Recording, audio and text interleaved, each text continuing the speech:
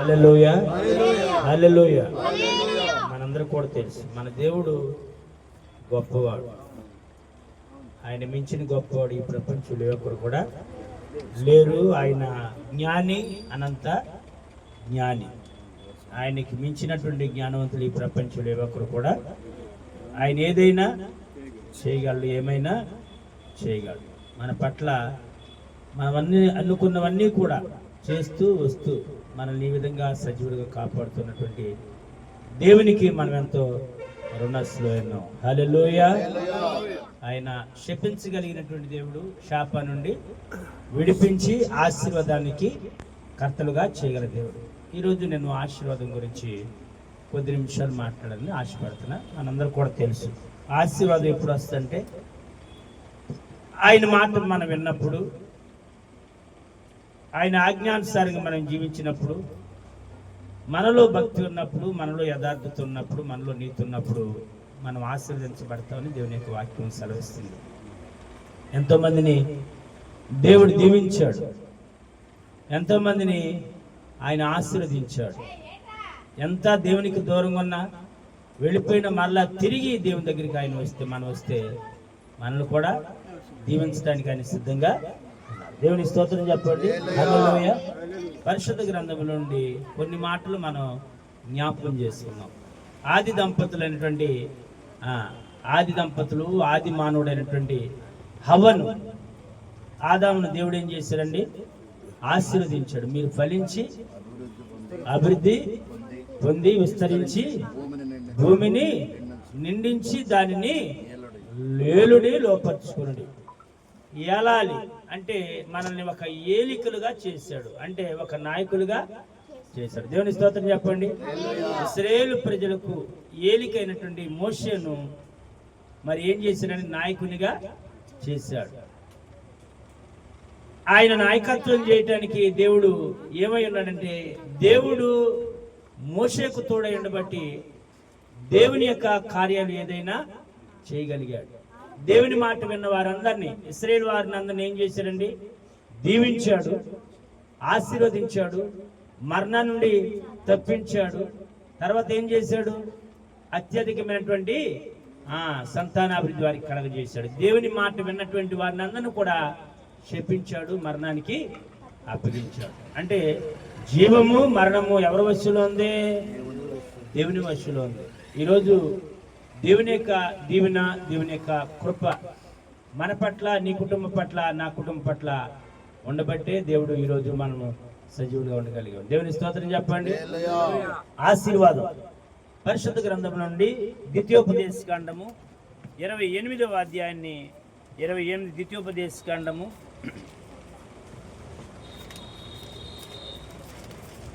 28వ అధ్యాయము 28వ అధ్యాయము మొదటిగా నుండి 4-8 వచ్చిన వరకు మనం నీవు నీ దేవుడైన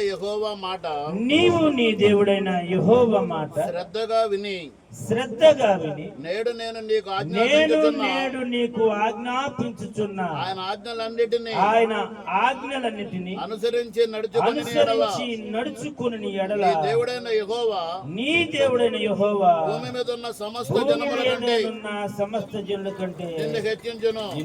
ఇక్కడ ఆగుదామండి. హెచ్చించుట, దీన్ని కూడా మనం ఏమనుకోవాలంటే ఆశీర్వాదం అనుకోవాలి. దిక్కులేని మనల్ని, దరిద్రులైనటువంటి మనల్ని, ఏమండి మన పితరులైనటువంటి అనేక మందిని దేవుడు ఆశీర్వదించాడు. అబ్రహాము దేవుని మాట శ్రద్ధగా విన్నాడు, దేవుడు చెప్పింది చేశాడు, దేవుని యొక్క ఆజ్ఞానుసారంగా జీవించాడు, దేవుని నమ్ముకున్నాడు. హల్లెలూయా. నమ్మితే ఏమొస్తుంది మనకి? నమ్ముట నీ వలన అయితే నమ్మువానికి సమస్తమును సాధ్యం. నమ్మిక మనలో ఉంటే మనలో ఉన్నటువంటి రోగం పోదు. మన బిడ్డలు కానీ, మనకు పట్టిన దెయ్యాలు కానీ ఏమైపోతాయని నమ్మిక ద్వారా పోతాయి.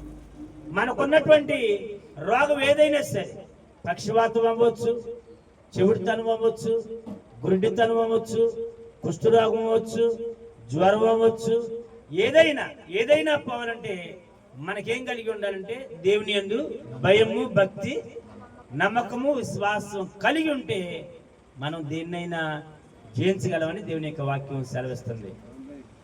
ఏమండి, మరి అత్యధికమైనటువంటి ఆశీర్వాదాన్ని పొందుకున్నాడు ఎవరు? మన పితృడైనటువంటి యోబు. యోబు గురించి మనందరం కూడా తెలుసు. అతడు నీతిమంతుడు, యథార్థవంతుడు, న్యాయవంతుడు, చెడుతనాన్ని అసహించుకున్నవాడు. ఇలాంటి గుణలక్షణాలు ఉండబట్టి శాపం, శత్రువు, సాతాను ఆయన వెంటాడిన శాపం వెనకాల ఏముందండి? ఆశీర్వాదము ఉంది. ఎందుకని? ఆయన నమ్మిన దేవుణ్ణి ఆయన విడిచిపెట్ల. తను నమ్ముకున్నటువంటి భక్తుణ్ణి దేవుడు విడిచిపెట్ల.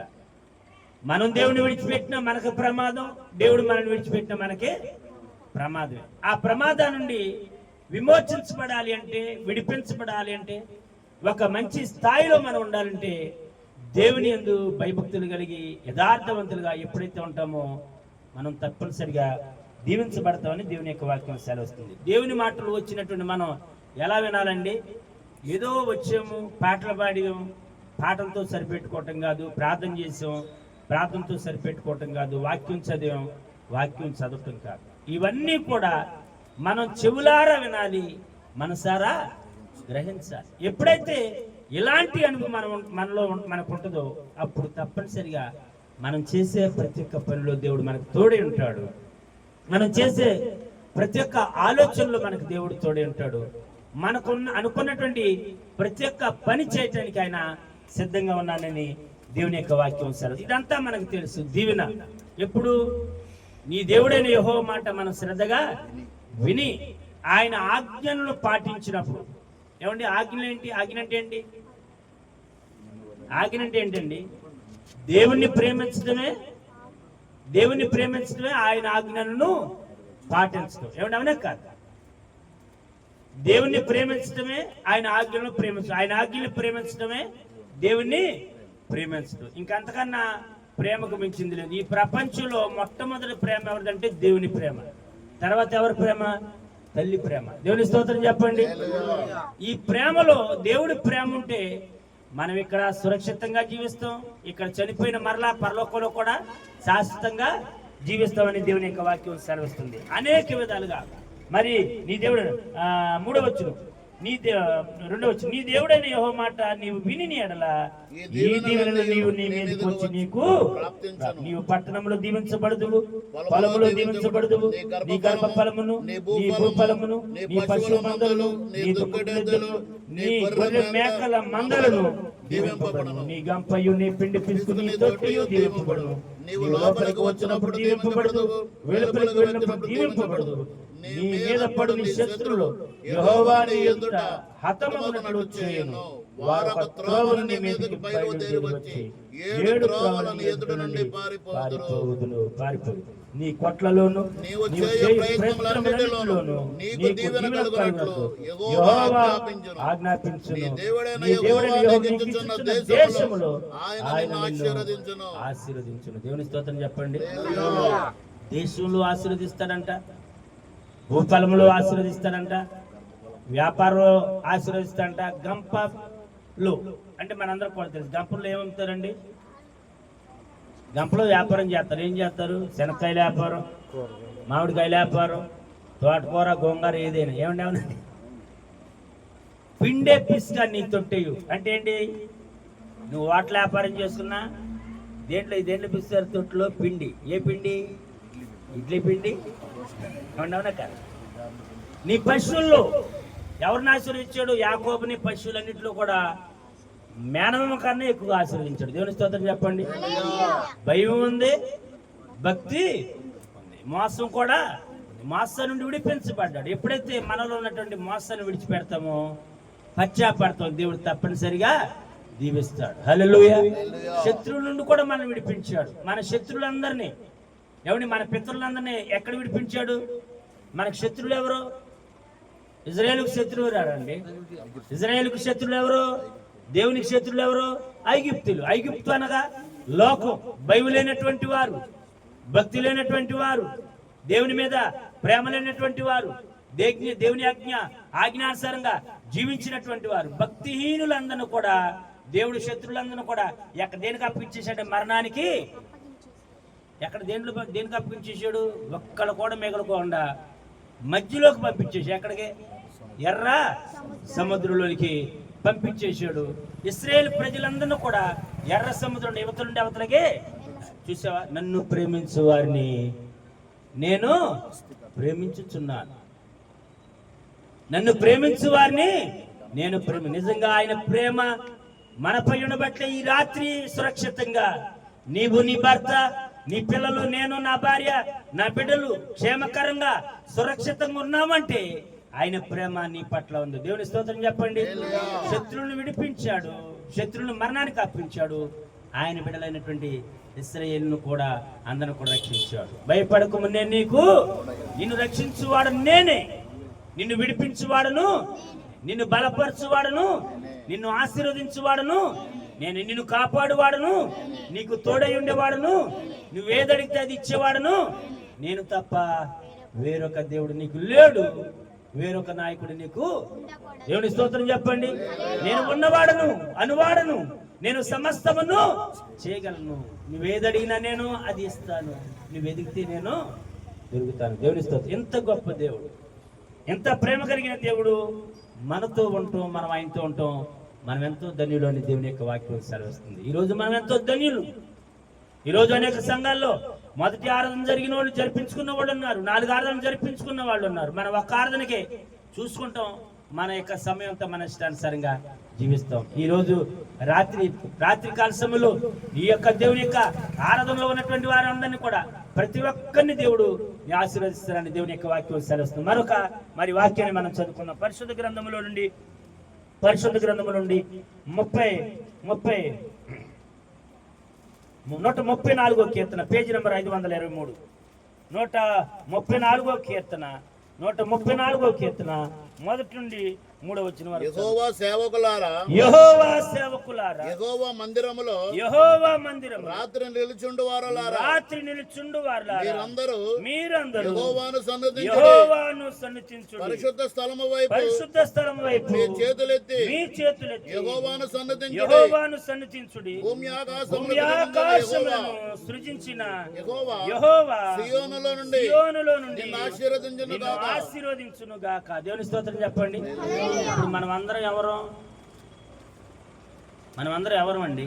ఆయన సేవకులం, ఆయన పరిచారకులం, ఆయన పనిచేసే బిడలమైనాం. దేవుని స్తోత్రం చెప్పండి. ఏమన్నాడు ఈ రాత్రి? నువ్వెవరు? యెహోవా సేవకులారా, యెహోవా మందిరములో రాత్రి నిలుచు ఉండు వారులారా. మనందరం ఎక్కడ ఉన్నామండి? దేవుని మందిరంలో. మనమందరం ఎవరు? చాలా మంది సేవకులు ఉన్నాం. పాస్టర్ గారు సేవకులే, పాటలు పాడేవాళ్ళు సేవకులే, చేపలు వేసేవాళ్ళు సేవకులే, పరిచర్య చేసేవాళ్ళు సేవకులే. దేవుని స్తోత్రం చెప్పండి. నువ్వు ఎక్కడో ఉంటే ఆశీర్వాదం రాదు నీ జీవితంలో. నీకు వినబడినటువంటి వాక్యం వినబడే స్థలములో ఎక్కడైతే ప్రార్థన జరుగుతుందో అక్కడికి వెళ్ళి దేవుని మాటలు వింటే నీ కుటుంబం, నీవు, నీ బిడ్డలు, నీ అన్ని విషయాల్లో కూడా నీ తల్లిదండ్రులు ఈ రాత్రి దేవుడు ఆశీర్వదించడానికి సిద్ధంగా ఉన్నాడు. లోక వార్తలు వింటే నీకు ఆశీర్వాదం రాదు, లోక మాటలు వింటే నీకు ఆశీర్వాదం రాదు. లోకములో కూర్చుని వారి గురించి వీరి గురించి చెప్పుకుంటే నీకు ఆశీర్వాదం రాదు. కానీ నా జీవితంలో ఆశీర్వాదం ఉండాలి అంటే కులం అనేది అడ్డు ఉండకూడదు, మతం అనేది అడ్డు ఉండకూడదు, సంఘం అనేది అడ్డు ఉండకూడదు. ఏమంటే అవునా కాదు? ఏ సంఘాన్ని కూడా దేవుడు ఆశీర్వదించడు. ఎవరైతే నువ్వే సంఘమైనా, నేనే సంఘమైనా, నువ్వు ఎలాంటి వాడివైనా, నేను ఎలాంటి వాడివైనా, చివరి రక్షించేది ఏంటో తెలుసండి? నీ భక్తి నా భక్తి, నీ విశ్వాసం నా విశ్వాసం. దేవుడు పట్ల నీకు నాకు ఉన్న నమ్మకాన్ని బట్టి, యథార్థాన్ని బట్టి, నీతిని బట్టి మాత్రమే రక్షిస్తాడు. కానీ మరి సంఘాలను బట్టి దేవుడు రక్షించడానికి దేవుని యొక్క వాక్యం సెలవుతుంది. హల్లెలూయా, హల్లెలూయా. మనం ఎద్దులం కాదు. ఈ రాత్రి బర్ణయ్య గారు ప్రార్థన పెట్టి పగలంతా ఆయన వ్యాపారం చేసుకున్నాడు. దేవుడు యొక్క వ్యాపారం, జీవనోపాధి కొరకు తిరిగి ఆయన సమయం, ఈ సమయంలో ఆయన దేవుని మాటలు ప్రజలకు తెలియజేయటానికి మరి ఆయన ద్వారా అనేక మందిని ఏర్పాటు చేసి ఈ రోజు అనేక మందిని సువార్త ప్రకటించే భాగ్యాన్ని వారికి దయచేశాడు. దేవుని స్తోత్రం చెప్పండి. పరిశుద్ధ ఎక్కడుండి ఆశీర్వదిస్తాడంట? పరిశుద్ధ స్థలములో నుండి మీ చేతులెత్తి యెహోవాను సన్నిధించండి. ఏం చేయాలంటే ప్రార్థన. మనం ఎవరిని అడిగితే ఏం చేస్తాం? చేతులు జాపుతాం. ఏమంటే డబ్బులు తీసుకునేటప్పుడు ఏం చెప్తాం అండి? ఇసాక్ గారు ఖర్చులు ఇస్తాడు. మన ముందెళ్ళి అడుగుతాం, మీరు ఎవరు అడగలేము కానీ నేను చాలాసార్లు చేతులు చేసి అడుగుతాను, నా చేతుల్లో ఆయన సహాయము చేస్తాను. మన దేవుడు ఎవరంటే సహాయం చేసేది. మనుషులు కొన్న గొప్పవాడు ఆయన. అడుగుడు మీకు, వెదకుడు మీకు. ఈ రాత్రి ఆయన అంటున్నాడు, మన పితరులందరూ కూడా యెరూషలేము ఏమండి ఎరుకో గోడలు కూలిపోవాలన్నా కట్టబడాలన్నా ఏం చేశారు? చేతులెత్తి ప్రార్థన చేశారు. దావీదు చేశాడు, కొండల తట్టున నా కన్నులెత్తి నాకు సహాయము ఎక్కడ నుండి వచ్చును? యెహోవానే నువ్వెంత అయినా నమ్మదగిన సహాయకుడు. దేవుని స్తోత్రం చెప్పండి. నేను ఇసాక్ గారికి సహాయం చేయలేకపోవచ్చు అనుకున్నంత, ఆయన నాకు అనుకున్నంత సహాయం చేయలేకపోవచ్చు. మీరు నాకు, నేను మీకు సహాయం చేయలేకపోవచ్చు. ఈ ప్రపంచంలో ఏదైనా దేనైనా సహాయం చేయగలిగే వారు ఎవరన్నా ఉన్నారు అంటే విన్నామంటే ఆయనే మనం విశ్వసిస్తున్న నజరేయుడైన యేసు. హల్లెలూయా, హల్లెలూయా. ఇప్పుడు మనకు ఆశీర్వాదం కావాలంటే, మనకు సాయం కావాలంటే ఏం చేయాలంటేనండి? దేవుని వైపు మన చేతులెత్తి యెహోవాను ప్రార్థన చేయాలి. భూమి ఆకాశములను సృజించిన యెహోవా సియోనులో నుండి ఆయన నిన్ను ఆశీర్వదించును. దేవుని స్తోత్రం చెప్పండి. సియోను ఎక్కడుంది? సియోనులో స్థిరమైన పునాది నీవు. సియోనులో స్థిరమైన పునాది నీవు, నీ మీదే నా జీవితము అమర్చుచున్నావు. దేవుని స్తోత్రం చెప్పండి. సియోను ఎక్కడ ఉంది? ఆయన సియోనులో నుండి నిన్ను, అంటే పరలోకము నుండి మనల్ని ఆయన ఏం చేస్తానండి? ఆశీర్వదిస్తారు. ఏమంటే ఎక్కడుండండి? ఆయన ఎక్కడున్నాడు? పైన ఉన్నాడు. మనం ఎక్కడున్నాం? ఆయన సింహాసనం మీద కూర్చుని. మనం ఈ రాత్రి ఎక్కడ ఉన్నాండి? ఆయన పాదపీఠముల దగ్గర కూర్చుని ఆయన సన్నిధిస్తున్నాం. దేవుని స్తోత్రం చెప్పండి. దేవుని యొక్క దగ్గరికి ఎవరు వస్తారో ఆయనతో వారు వెళ్తారు. హల్లెలూయా. యాకోబు పత్రిక 4:8 ఉంటుంది. మొదట దేవుని యొద్దకు రండి, అప్పుడు ఆయన మీ యొద్దకు. హల్లెలూయా. ఆయన దగ్గరికి వస్తే ఆశీర్వాదం, ఆయన మాటలు వింటే మేలు, ఆయన మాట వలన మనకి అనేకమైనటువంటి కార్యాలు, అనేకమైన మేళ్ళు, అనేకమైన స్వస్థతలు చేయటానికి ఆయన సిద్ధంగా ఉన్నాడు. పరుగున వచ్చాడు. ఎవరో? జక్కయ్య. ఎవరు వచ్చారండి? జక్కయ్య. అందరికన్నా ముందుగా, అందరికన్నా పెందలకడ వచ్చాడు. ఏమండి? ఆయన ఎవరు? ఒక పాపిగా రోమ సమాజం అంతా కూడా ముద్ర వేసేసారు. లోకమంతా కూడా ఆయన పాపిగా అని చెప్పుకున్నారు. పాపింటికి ఈయనటువంటి అసలు ఆయన గురించి ఈయనకి తెలియదు. ఆయన గురించి తెలిసి వెళ్ళడం కాదు. ఎందుకు వచ్చాడు యేసు ప్రభు? నశించు దానిని నేను పాపుల కొరకు వచ్చి తిని కానీ నీతిమంతుల కొరకు. ఈ రాత్రి మనం అందరం కూడా దినదినం పాపులు ఉన్నాం. చూపు ద్వారా, తలంపు ద్వారా, ఆలోచన ద్వారా. వెంటనే యేసు వారి దగ్గరికి వచ్చాడు. ఆయన నన్ను పిలుస్తాడు అనుకోలే, నా ఇంటికి వస్తాడని అంతకన్నా అనుకోలే. నా పేరు తెలుసు అనుకోలే. జక్కయ్య త్వరగా దిగిరమ్ము, నేడు నీ ఇంట ఉండవలసి వచ్చింది. దేవుని స్తోత్రం చెప్పండి. ఆయన రావటం ద్వారా ఏం జరిగిందండి?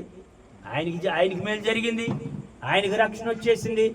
ఆయన ఇంట్లో ఉన్నటువంటి వారి కుటుంబీకులందరూ కూడా రక్షణ వచ్చింది. రక్షణ లేకుండా నువ్వెంతకాలం జీవించినా, నువ్వెంత సంపాదించినా, నువ్వేం చేసినా, నేనేం చేసినా దేనికి పనికిరానిగా వారు అనుకుంటాం.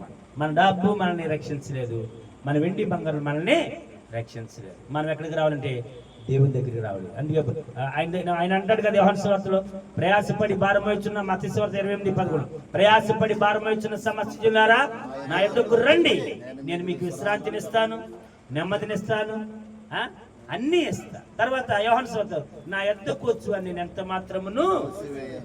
మనం ఎలాంటి వారివైనా ఆయన త్రోసివేసే దేవుడు కాదు. మన జీవితాలు మారాలి అంటే, మన బ్రతుకు పండాలి అంటే, మనం రక్షించబడాలి అంటే, మనకు ఆశీర్వాదం కావాలి అంటే, మనకు నెమ్మది కావాలంటే, దీవెని కావాలంటే మనం ఎక్కడికి రావాలంటే దేవుని దగ్గరికి 128వ కీర్తనలో కూడా అంటాం, యెహోవా యందు భయభక్తులు కలిగి ఆయన త్రోవలందు నడుచు వారందరూ కూడా ధన్యులు. నిత్యముగా నీ చేతుల కష్టార్జితం నీవు నీ లోగిట నీ భార్య ఫలించు ద్రాక్ష వల్లే, నీ పిల్లలు నీ బల్ల చుట్టూ ఒలివల మొక్కల వల్లే. ఏమండి తర్వాత ఇక్కడ అక్కడ ఏముంటది, ఇంకా ఒలివల మొక్కలు నీవు దీవించబడదు. ఏమండి ఆశీర్వాదం అనేది అక్కడ ఉండదు. ఆశీర్వాదం, ఇక దేవుని ఆశీర్వాదం ఇచ్చినటువంటి ఆశీర్వాదం ఈ ప్రపంచంలో ఎక్కడ కూడా. కాబట్టి మనం ఆశీర్వదించబడాలి. అబ్రహామును అన్ని విషయాల్లో ఆశీర్వదించాడు. తర్వాత ఆయన కుమారుడు కూడా అన్ని విషయాల్లో నిన్ను నన్ను ఆశీర్వదించాలంటే అబ్రహాము కలిగినటువంటి విశ్వాసం నీవు నేను కలిగి దేవుని యందు భయభక్తులు జీవించాలని మనసారా ప్రార్థన చేస్తున్నా. ఆ మాటలు ముగిస్తున్నా. దేవుడు ఇచ్చిన మాటలు దీవించును గాక. సమయం ఇచ్చిన దైవజనులు యొక్క సంఘ స్థాపనకి నా యొక్క హృదయపూర్వక ధన్యవాదాలు తెలియజేస్తూ నా మాటలు దేవుడు ఇచ్చిన మాటలు దీవించును గాక.